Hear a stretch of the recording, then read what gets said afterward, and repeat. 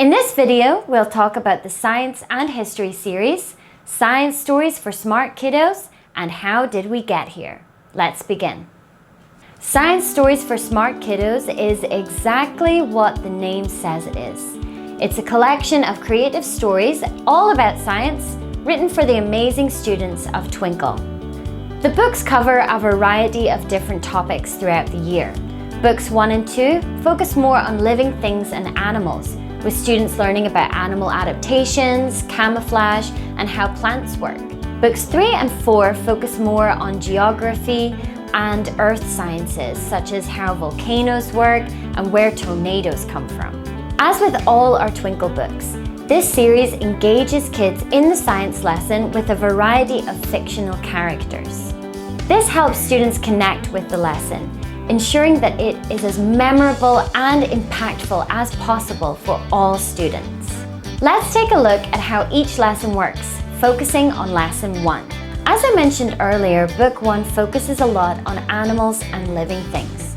In Lesson 1, we talk specifically about what living things do and what non-living things don't do.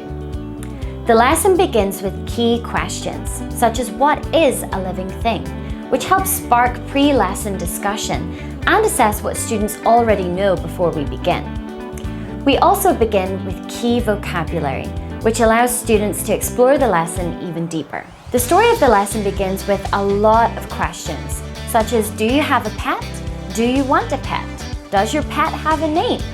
We're already asking students engaging questions to get them excited about the lesson. The lessons are also split up with think and discuss questions, such as think and discuss, which pet will wake up at the sound of the doorbell? In this way, we're teaching about living things on a level that students can understand. The science lessons are also split up by think and discuss questions, which allow more opportunities to speak, ensuring that students aren't just sitting there passively reading or listening to the lesson. Teachers will guide students through the lesson, making sure to stop and pause the reading and discuss the material as they go. Specific sections are highlighted to help students really engage more with the key ideas of the lesson. Each lesson ends with the comprehension questions, and most lessons have about 2 or 3 questions for students to answer.